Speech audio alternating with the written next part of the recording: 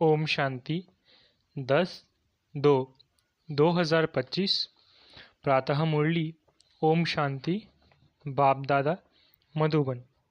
बाबा आज कह रहे हैं, मीठे बच्चे, तुम्हें बाप द्वारा जो अद्वैत मत मिल रही है उस मत पर चलकर कलयुगी मनुष्यों को सतयुगी देवता बनाने का श्रेष्ठ कर्तव्य करना है।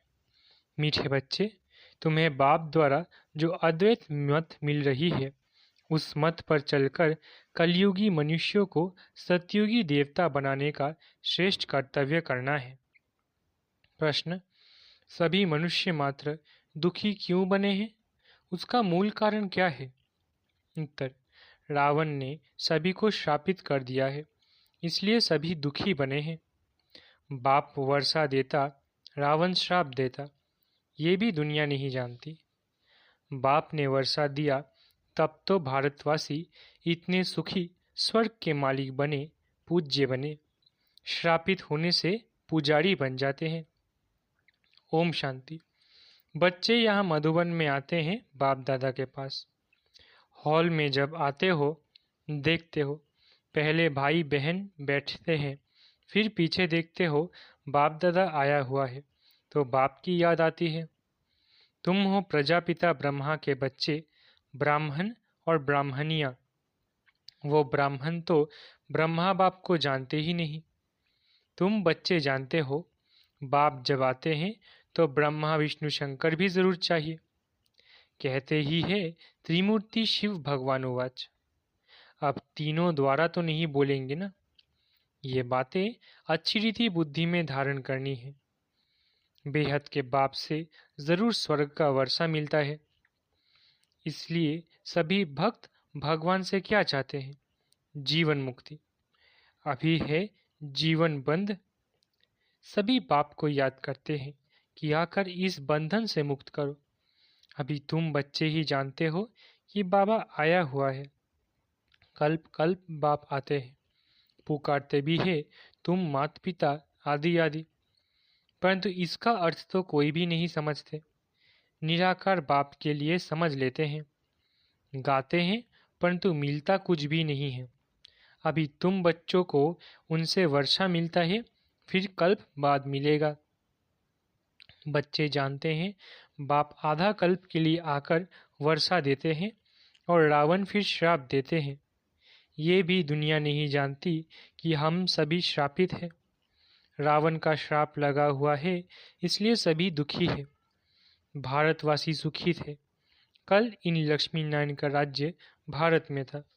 देवताओं के आगे माथा टेकते हैं, पूजा करते हैं, परंतु सतयुग कब था ये किसको पता नहीं। अब देखो लाखों वर्ष की आयु सिर्फ सतयुग की दिखा दी है, फिर त्रेता की, द्वापर की, कलयुग की। उस हिसाब से मनुष्य कितने ढेर हो जाए। सिर्फ सतयुग में ही ढेर मनुष्य हो जाए, कोई भी मनुष्य की बुद्धि में नहीं बैठता है। बाप बैठ समझाते हैं कि देखो गाया भी जाता है 33 करोड़ देवताएं होते हैं। ऐसे थोड़े ही वो कोई लाखों वर्ष में हो सकते हैं। तो ये भी मनुष्यों को समझाना पड़े। अभी तुम समझते हो कि बाबा हमको स्वच्छ बुद्धि बनाते हैं, रावण मलेच्छ बुद्धि बनाते हैं। मुख्य बात तो यह है, सतयुग में है पवित्र, यहाँ है अपवित्र।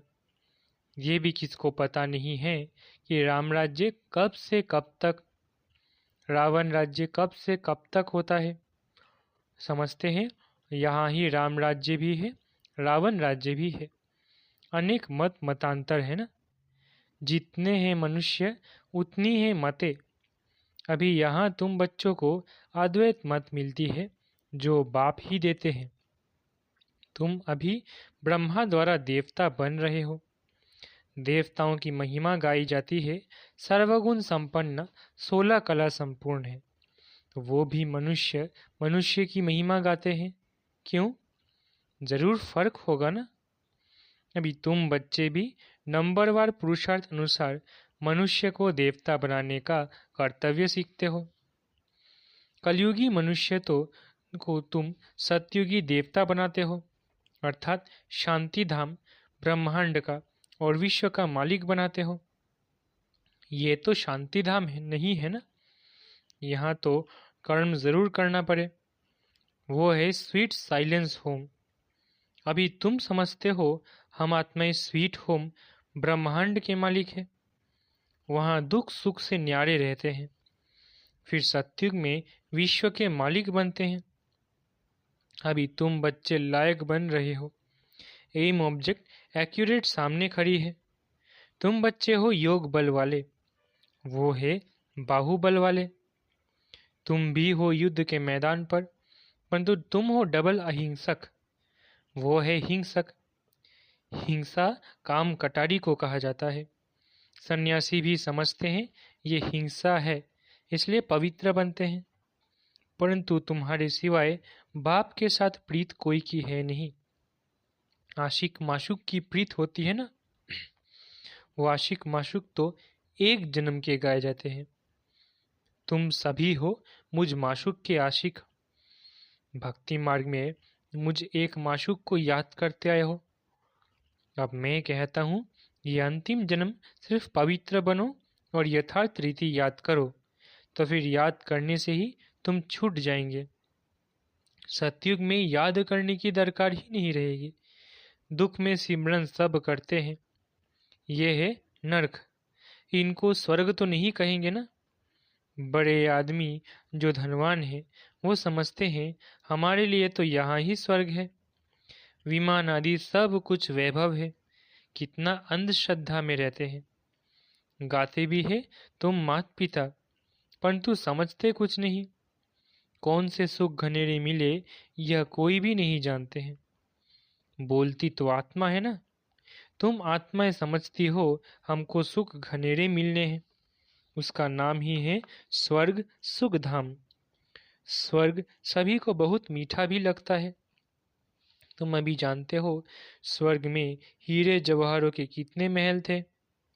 भक्ति मार्ग में भी कितना अनगिनत धन था जो सोमनाथ का मंदिर बनाया है। एक एक चित्र लाखों की कीमत वाले थे। वो सब कहाँ चले गए? कितना लूट कर ले गए। मुसलमानों ने जाए मस्जिद आदि में लगाया, इतना अथाह धन था। अभी तुम बच्चों की बुद्धि में है हम बाप द्वारा फिर से स्वर्ग के मालिक बनते हैं। हमारे महल सोने के होंगे। दरवाजों पर भी जड़ित लगी हुई होगी। जैनियों के मंदिर भी ऐसे बने हुए होते हैं। अब हीरे आदि तो नहीं है ना जो पहले थे। अभी तुम जानते हो हम बाप से स्वर्ग का वर्षा ले रहे हैं। शिव बाबा आते भी है भारत में। भारत को ही शिव भगवान से स्वर्ग का वर्षा मिलता था। क्रिश्चियन भी कहते हैं क्राइस्ट से 3000 वर्ष पहले भारत हेवन था। राज्य कौन करते थे ये किसको पता नहीं है। बाकी यह समझते हैं भारत बहुत पुराना है, तो यही स्वर्ग था ना।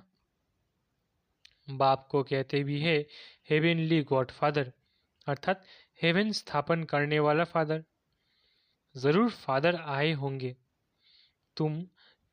तब तुम स्वर्ग के मालिक बने होंगे। हर 5000 वर्ष बाद स्वर्ग के मालिक बनते हो। फिर आधा कल्प बाद रावण राज्य शुरू होता है। चित्रों में ऐसा क्लियर कर दिखाओ जो लाखों वर्ष की बात बुद्धि से ही निकल जाए। लक्ष्मी नारायण कोई एक नहीं, इन्हों की डायनेस्टी होगी ना, फिर उन्हों के बच्चे राजा बनते होंगे। राजाएं तो बहुत बनते हैं ना। सारी माला बनी हुई है। माला को ही सिमरन करते हैं ना। जो बाप के मददगार बन बाप की सर्विस करते हैं उन्हों की ही माला बनती है।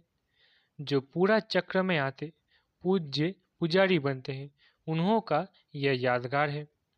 तुम पूज्य से पुजारी बनते हो तो फिर अपनी माला को बैठ पूजते हो। पहले माला हाथ पर हाथ लगाकर फिर माथा टेकेंगे, पीछे माला को फेरना शुरू करते हैं। तुम भी सारा चक्र लगाते हो, फिर शिव बाबा से वर्षा पाते हो। ये राज तुम ही जानते हो। मनुष्य तो कोई किसके नाम पर माला फेरते हैं। जानते कुछ भी नहीं है। अभी तुमको माला का सारा ज्ञान है और कोई को यह ज्ञान नहीं। क्रिश्चियन थोड़े ही समझते हैं कि यह किसकी माला फेरते हैं। ये माला है ही उन्हों की जो बाप के मददगार बन सर्विस करते हैं। इस समय सब पतित है। जो पावन थे वो सब यहाँ आते आते अब पतित बने हैं। फिर नंबरवार सब जाएंगे। नंबरवार आते हैं, नंबरवार जाते हैं। कितनी समझने की बातें हैं। ये झाड़ है, कितने टाल टालियां मठ पंथ है। अभी ये सारा झाड़ खलास होना है, फिर तुम्हारा फाउंडेशन लगेगा। तुम हो इस झाड़ के फाउंडेशन। उसमें सूर्यवंशी चंद्रवंशी दोनों हैं। सत्युग त्रेता में जो राज्य करने वाले थे उन्हों का भी धर्म ही नहीं है, सिर्फ चित्र है। जिनके चित्र है उन्हों की बायोग्राफी को तो जानना चाहिए ना। कह देते हैं फलानी चीज लाखों वर्ष पुरानी है। अब वास्तव में पुराने ते पुराना है आदि सनातन देवी देवता धर्म। उनके आगे तो कोई चीज हो नहीं सकती। बाकी सब 2500 वर्ष की पुरानी चीजें होंगी। नीचे से खोद कर निकालते हैं ना। भक्ति मार्ग में जो पूजा करते हैं वो पुराने चित्र निकालते हैं, क्योंकि अर्थक्वेक में सब मंदिर आदि गिर पड़ते हैं, फिर नए बनाते हैं। हीरे सोने आदि की खानियां जो अभी खाली हो गई है वो फिर वहां भरतू हो जाएंगी। ये सब बातें अभी तुम्हारी बुद्धि में है ना। बाप ने वर्ल्ड की हिस्ट्री ज्योग्राफी समझाई है। सत्युग में कितने थोड़े मनुष्य होते हैं, फिर वृद्धि को पाते हैं। आत्माएं सब परम धाम से आती है। आते आते झाड़ बढ़ता है। फिर जब झाड़ जर्जरीभूत अवस्था को पाता है तो कहा जाता है राम गयो रावण गयो, जिनका बहु परिवार है। अनेक धर्म है ना। हमारा परिवार कितना छोटा है। ये सिर्फ ब्राह्मणों का ही परिवार है। वो कितने अनेक धर्म है। जनसंख्या बतलाते हैं ना। वो सब है रावण संप्रदाय। ये सब जाएंगे, बाकी थोड़े ही रहेंगे। रावण संप्रदाय फिर स्वर्ग में नहीं आएंगे, सब मुक्ति धाम में ही रहेंगे। बाकी तुम जो पढ़ते हो वो नंबरवार आएंगे स्वर्ग में। अभी तुम बच्चों ने समझा है कैसे वो निराकारी झाड़ है। ये मनुष्य सृष्टि का झाड़ है। ये तुम्हारी बुद्धि में है। पढ़ाई पर ध्यान नहीं देंगे तो इम्तिहान में नापास हो जाएंगे। पढ़ते और पढ़ाते रहेंगे तो खुशी भी रहेगी। अगर विकार में गिरा तो बाकी ये सब भूल जाएगा। आत्मा जब पवित्र सोना हो तब उसमें धारणा अच्छी हो। सोने का बर्तन होता है पवित्र गोल्डन। अगर कोई पतित बना तो ज्ञान सुना नहीं सकता।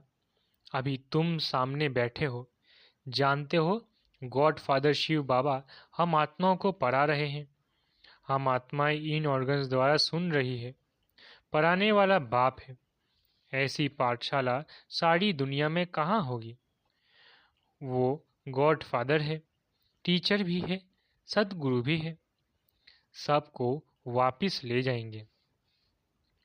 अभी तुम बाप के सम्मुख बैठे हो। सम्मुख मुरली सुनने में कितना फर्क है। जैसे यह टेप मशीन निकली है, सबके पास एक दिन आ जाएगा। बच्चों के सुख के लिए बाप ऐसी चीजें बनवाते हैं, कोई बड़ी बात नहीं है। ये सांवल शाह है ना, पहले गोरा था अभी सावड़ा बना है, तब तो श्याम सुंदर कहते हैं। तुम जानते हो हम सुंदर थे, अब श्याम बने हैं, फिर सुंदर बनेंगे। सिर्फ एक क्यों बनेगा। एक को सर्प ने डसा क्या। सर्प तो माया को कहा जाता है। विकार में जाने से सांवड़ा बन जाते हैं। कितनी समझने की बातें हैं। बेहद का बाप कहते हैं गृहस्थ व्यवहार में रहते ये अंतिम जन्म फॉर माई सेक पवित्र बनो। बच्चों से यह भीख मांगते हैं, कमल फूल समान पवित्र बनो और मुझे याद करो, तो ये जन्म भी पवित्र बनेंगे और याद में रहने से पास्ट के विकर्म भी विनाश होंगे। ये है योग अग्नि, जिससे जन्म जन्मांतर के पाप दग्ध होते हैं। सतो प्रधान से सतो रजो तमो में आते हैं तो कला कम हो जाती है, खाद बढ़ती जाती है। अब बाप कहते हैं सिर्फ मामे का याद करो, बाकी पानी की नदियों में स्नान करने से थोड़ी ही पावन बनेंगे। पानी भी तत्व है ना, 5 तत्व कहे जाते हैं। ये नदियाँ कैसे पतित पावनी हो सकती है? नदियाँ तो सागर से निकलती है, पहले तो सागर पतित पावन होना चाहिए ना। अच्छा, मीठे मीठे सिखिलधे बच्चों प्रति माता पिता बाप दादा का याद प्यारा गुड मॉर्निंग। रूहानी बाप की रूहानी बच्चों को नमस्ते। हम रूहानी बच्चों की रूहानी माता पिता बाप दादा को याद प्यार गुड मॉर्निंग और नमस्ते। धारणा के लिए मुख्य सार। पहला, विजय माला में आने के लिए बाप का मददगार बन सर्विस करनी है। एक माशूक के साथ सच्ची प्रीत रखनी है, एक को ही याद करना है। दूसरा, अपनी एक्यूरेट एम ऑब्जेक्ट को सामने रख पूरा पुरुषार्थ करना है। डबल अहिंसक बन मनुष्य को देवता बनाने का श्रेष्ठ कर्तव्य करते रहना है। वरदान, विजयीपन के नशे द्वारा सदा हर्षित रहने वाले सर्व आकर्षणों से मुक्त भव। विजयीपन के नशे द्वारा सदा हर्षित रहने वाले सर्व आकर्षणों से मुक्त भव। विजयी रत्नों का यादगार बाप के गले का हार आज तक पूजा जाता है, तो सदा यही नशा रहे कि हम बाबा के गले का हार विजयी रत्न है। हम विश्व के मालिक के बालक हैं। हमें जो मिला है वो किसी को भी मिल नहीं सकता। ये नशा और खुशी स्थायी रहे तो किसी भी प्रकार की आकर्षण से पड़े रहेंगे। जो सदा विजयी है वो सदा हर्षित है, एक बाप की याद के ही आकर्षण में आकर्षित है। स्लोगन, एक के अंत में खो जाना अर्थात एकांतवासी बनना। स्लोगन, एक के अंत में खो जाना अर्थात एकांतवासी बनना। अव्यक्त इशारे, एकांत प्रिय बनो, एकता और एकाग्रता को अपनाओ। अभी सब मिलकर एक दो को हिम्मत बढ़ा के ये संकल्प करो कि अब समय को समीप लाना ही है, आत्माओं को मुक्ति दिलानी ही है। लेकिन यह तब होगा जब सोचने को स्मृति स्वरूप में लाएंगे। जहाँ एकता और दृढ़ता है वहाँ असंभव भी संभव हो जाता है। अच्छा, ओम शांति। शुक्रिया बाबा।